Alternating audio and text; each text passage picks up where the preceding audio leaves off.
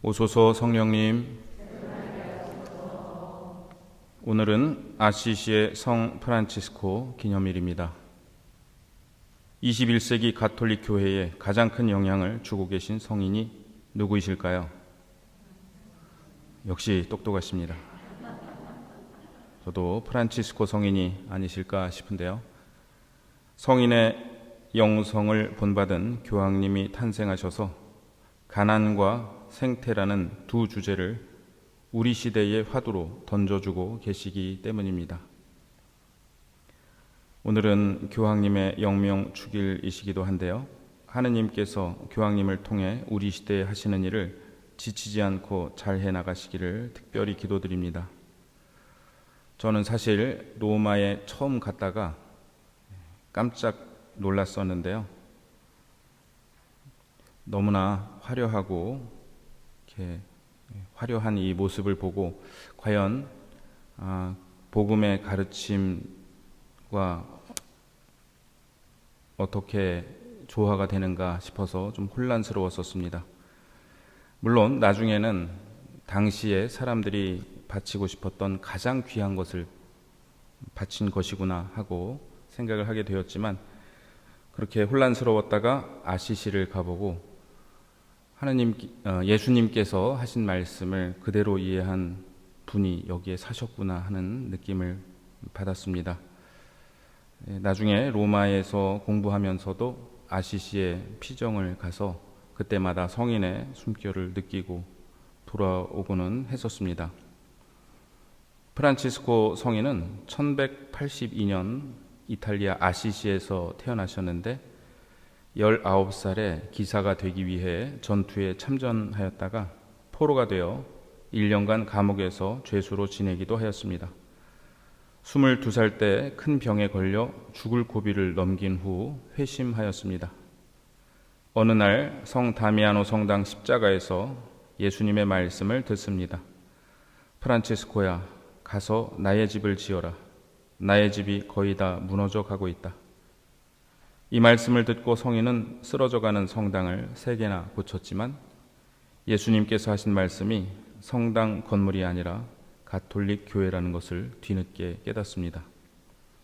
1209년 27의 나이에 그리스도의 가르침을 따라 그의 발자국을 따라가는 삶을 목표로 하는 수도회 설립을 인준해 주실 것을 청하기 위해 이노첸시오 3세 교황을 만납니다. 교황은 성인이 제시한 회칙이 인간이 지키기에 너무 어렵다고 생각해서 인준을 유보하였지만, 그날 밤 꿈에서 쓰러져가는 라테라노 대성전을 프란치스코 성인이 어깨로 부축하여 세우는 장면을 보고 성인께서 교회를 쇄신할 분이라는 사실을 깨닫고 회칙을 인준해 주었다고 합니다. 이러한 일화들을 보면 프란치스코 교황님께서 교황명을 프란치스코로 정하신 것이 단순히 성인을 좋아하셔서였을까? 복음 선포를 가장 큰 소명으로 여기는 가난한 교회, 생태적 회심을 실천하는 교회로의 쇄신이 당신의 과제라는 것을 깨달으셨던 것은 아닐까 하는 생각이 듭니다. 프란치스코 성인은 십자군 전쟁을 평화롭게 해결하고자 1219년 이집트의 술탄을 직접 찾아가기도 하였고 1223년 처음으로 성탄 구유를 만들어 예수님의 성탄을 눈으로 보고 경배하도록 하였습니다. 올해는 프란치스코 성인이 첫 번째 구유를 만드신 지 801년이 되는 해입니다. 1224년 오상을 받으셨고 1226년 44세 나이로 선종하셨습니다. 오늘도 제1독서에서 욥기의 말씀을 듣습니다. 욥에게 하느님께서 나타나셔서 당신께서 얼마나 초월적 존재이신지를 말씀하십니다. 솔직히 말씀이 썩 와닿지는 않습니다. 고통 중에 있는 사람에게 하느님께서 나타나셔서 너는 평생 아침에게 명령해 본 적이 있느냐라고 말씀하시면 그 사람의 고통이 해결될까요? 그런데 어제 욥기의 말씀을 되뇌어 보면 욥은 이렇게 말했습니다. 그러나 나는 알고 있다네 나의 구원자께서 살아계심을 그분께서는 마침내 먼지 위에서 일어서시리라. 내 살갗이 이토록 벗겨진 뒤에라도 이내 몸으로 나는 하느님을 보리라. 내가 기어이 뵙고자 하는 분, 내 눈은 다른 이가 아니라 바로 그분을 보리라. 마침내 하느님께서는 먼지 위에서 일어서셨고 욥은 두 눈으로 하느님을 배웠습니다. 욥은 하느님께 나타나시라고 청했고 하느님은 나타나셨습니다.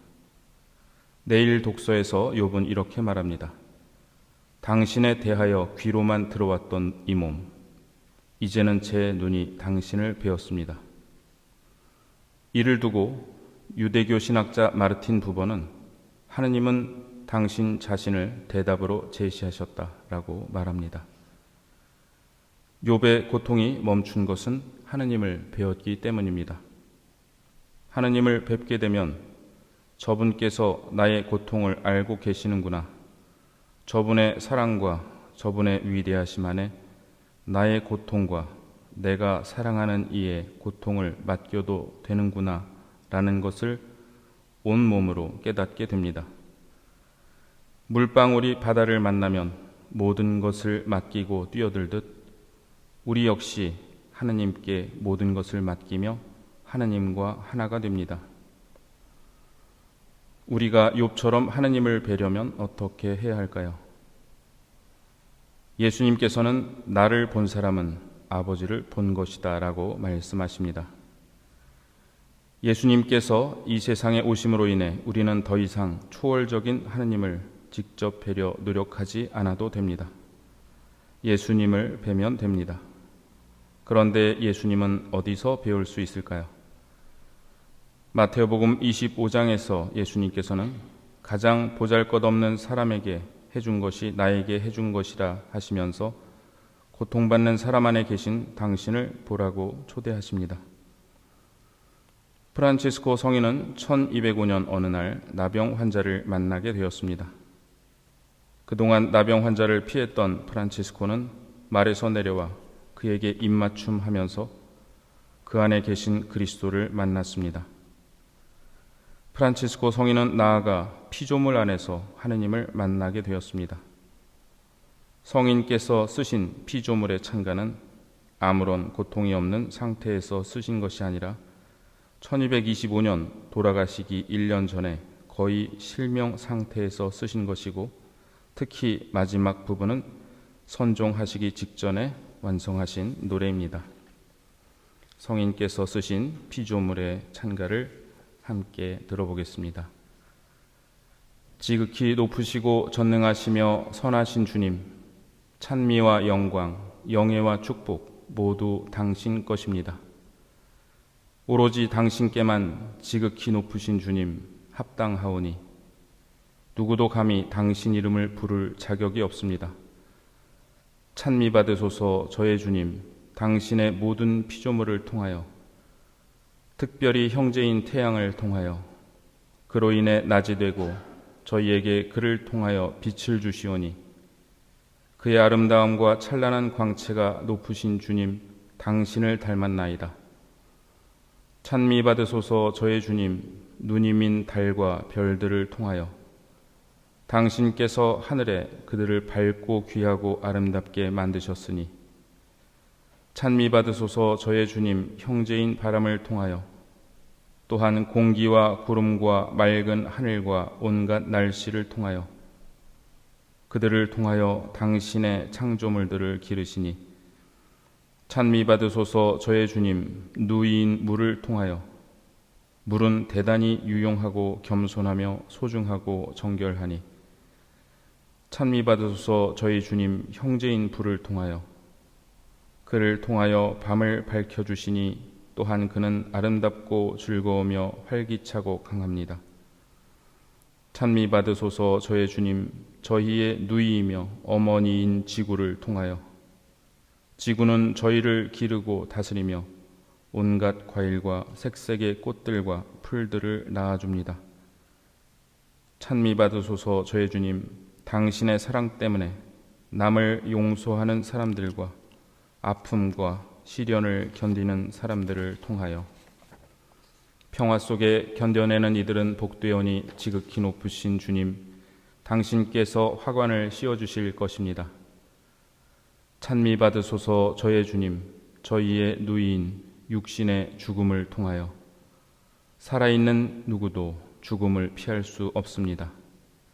불행하여라 죽을 죄 속에서 죽는 이들은, 행복하여라 당신의 지극히 거룩한 뜻을 찾는 이들은 두 번째 죽음이 그들을 해칠 수 없으니 나의 주님을 찬미하고 찬송하며 그분께 감사드리고 지극한 겸손으로 그분을 섬겨라.